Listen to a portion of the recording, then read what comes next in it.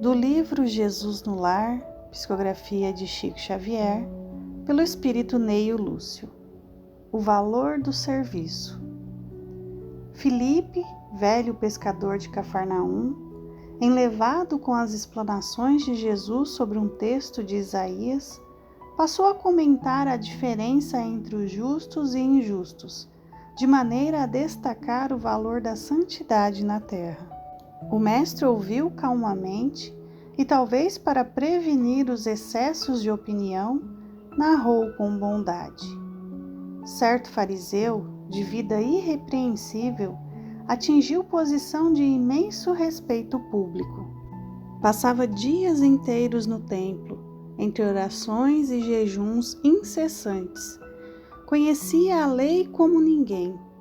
Desde Moisés aos últimos profetas, decorara os mais importantes textos da revelação. Se passava nas ruas, era tão grande a estima de que se fizera credor que as próprias crianças se curvavam reverentes. Consagrara-se ao Santo dos Santos e fazia vida perfeita entre os pecadores da época. Alimentava-se frugalmente, vestia túnicas sem mancha e abstinha-se de falar com toda pessoa considerada impura. Acontece, todavia, que, havendo grande peste em cidade próxima de Jerusalém, um anjo do Senhor desceu prestimoso a socorrer necessitados e doentes em nome da divina providência. Necessitava, porém, das mãos diligentes de um homem, através das quais pudesse trabalhar, apressado, em benefício de enfermos e sofredores.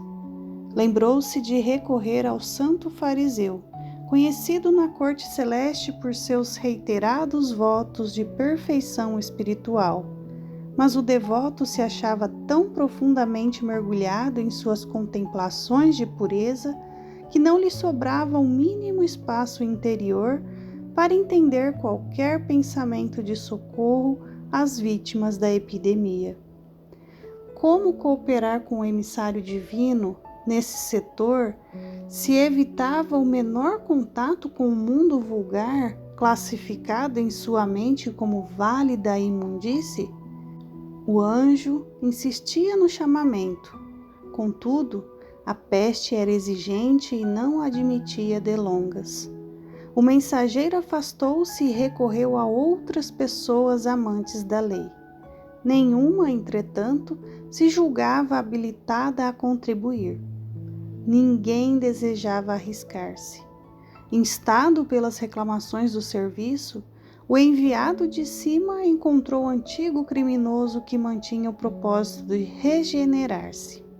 Através dos fios invisíveis do pensamento, convidou-o a segui-lo, e o velho ladrão, sinceramente transformado, não hesitou.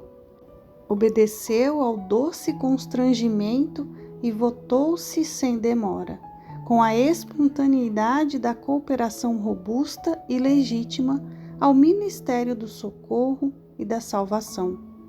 Enterrou cadáveres insepultos, improvisou remédios adequados à situação, semeou o bom ânimo, aliviou os aflitos, renovou a coragem dos enfermos, libertou inúmeras criancinhas ameaçadas pelo mal, criou serviços de consolação e esperança e, com isso, conquistou sólidas amizades no céu, adiantando-se de surpreendente maneira no caminho do paraíso.